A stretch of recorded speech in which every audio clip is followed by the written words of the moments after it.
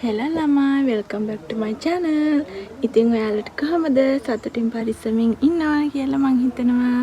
ඉතින් අද අපි මේ යන්න හදන්නේ කතරගම. ගෙදර හැමෝමත් එක්ක තමයි යන්නේ. දැන් ඉතින් මේ අපි යන ගමන් ඉන්නේ අපිට චුට්ට දුරක් පයින් එන්න උනා. දැන් මේ ඉතින් සංඝපාල රජමහා විහාරය ළඟින් තමයි අපි යන්නේ. ඒක ඉතින් ගොඩක් පරණ පන්සලක්නේ. දැන් ඉතින් දෙකටම යන්න තමයි තියෙන්නේ.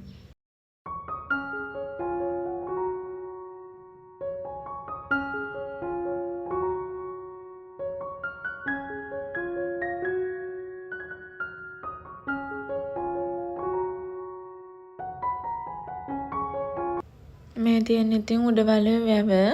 ඒක මේ හොඳටම හිඳිලා. ඒ කියන්නේ හැබැයි අලියොත් ඉන්නවා මේ අලි රංචුවක්. මෙතනත් මේ ඔයාලට අලියෙක් පෙන්වන්න මේ වීඩියෝ එක ගත්තේ. හැබැයි අලියා උනාට අලියා පේන්නේ කෝඹියක සයිස් එකට.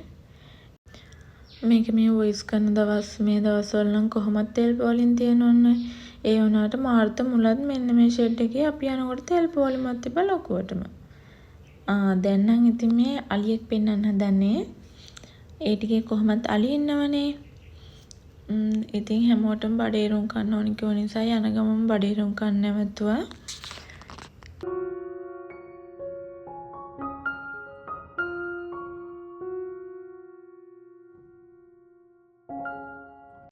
දැන් ඉතින් මේ අපි ආයෙත් යන ගමන් ඉන්නේ.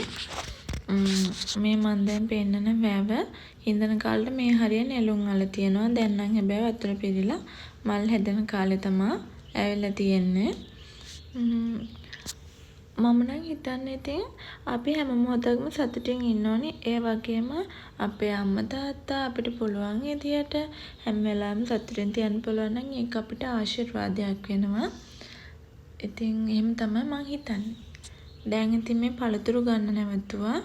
හොඳම වැඩේ කියන්නේ මෙතනින් පළතුරු අරගෙන ගිහිල්ලා බලනකොට අන්නාසි ගෙඩි දෙක තිබ්බනේ. අන්නාසි ගෙඩි දෙක කඩේ තියලා තමයි ගිහින් තියෙන්නේ. ඒත් ඉතින් අපි ඒදි හදලා පූජාව තිබ්බා.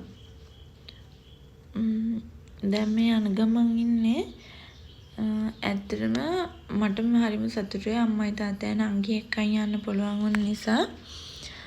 මොකද අම්මා තාත්තා නංගි සතුටින් ඉන්නවා කියන්නේ ඒක තමයි මගේ සතුට.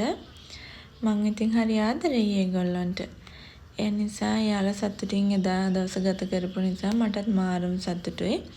අපි මේ ගොඩක් කාලයකට පස්සේ තමයි කතරගම යන්නේ. ඒ කියන්නේ පවුලේ කට්ටියත් එක්ක කතරගම යන්නේ ගොඩක් කාලයකට පස්සේ. නැත්තම් මම ගියා මාස 2-3කට වගේ කලින්. දැන් ඉතින් අපි කතරගමට ඇවිල්ලා ඉන්නේ. අපි කිරිවේර පැත්තෙන් තමයි යන්නේ. මේ පාලමුඩින් ඉතින් වාහනේට යන්න බෑ. ට්‍රැවල් එකක සයිස් එකට විතරයි යන්න පුළුවන්. ඒ නිසා දැන් මේ අපි යන ගමන් ඉන්නේ. මැණික් ගඟ තමයි ওই පහලින් තියෙන. ඉතින් ඒක කතරගම යන හැමෝම දන්නවනේ. එන්නක ඉතින් මම මගේ කතාවේ වීරයා පෙන්වන්න. මගේ ජීවිතේ වීරයා තමයි මේ ඉන්න මගේ තාත්තා.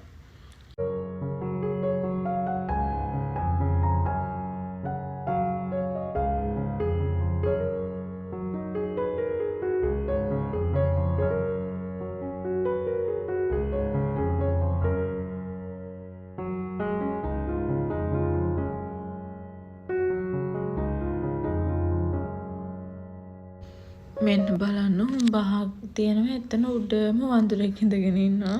හරියට රජ කාලේ උල තියලා වගේ. බලන්නකො මොනරගේ ලස්සන පිල්ල දාගෙන ඉති. හැබැයි ඉතින් මොනර කොච්චර ලස්සන වුණත් පිටිපස්සෙන් බැලුවාම හරිම කැතයි. සමහර මිනිස්සුත් එහෙමයි. පිටින් හොඳයි ඇතුලෙන් නරකයි. මේ ඉතින් අපි 3 දෙනා. දැන් ඉතින් මල් ගන්න වෙලාව. දැන් ඇත්තටම එතනදී මල් දැක්කම මට මාරම ආස හිතුණා. ෆ්‍රෙෂ් ෆ්ලවර්ස් නේ ඉතින් තියෙන්නේ කොහොමද එතන. ඉතින් මේ බලන්නකම රතු රෝස හරිම ලස්සනයි.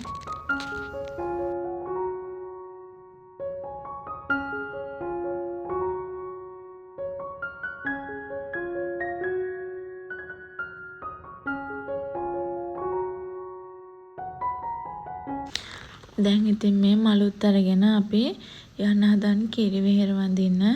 අපි මුලින්ම කිරිවෙහෙර වැඳලා තමයි දේවාල තියෙන පැත්තට යන්න හිතාගෙන ඉන්නේ. ඉතින් එහෙනම් අපි කිරිවෙහෙර වඳින්න යමු. බලන්නකො සුදු සුදුට කිරිවෙහෙර බබලන හැටි. දැක්කත් හරිම සැනසීමක් දැනෙනවා. ඒ අතරතුරේ අපිට කපුරුක් පූජාවකට සහභාගී වෙන්නත් පුළුවන් වුණා. ඉතින් අපි ඒකට සහභාගී වුණා. ඒක හරි අහම්බකින් වුණ දෙයක්.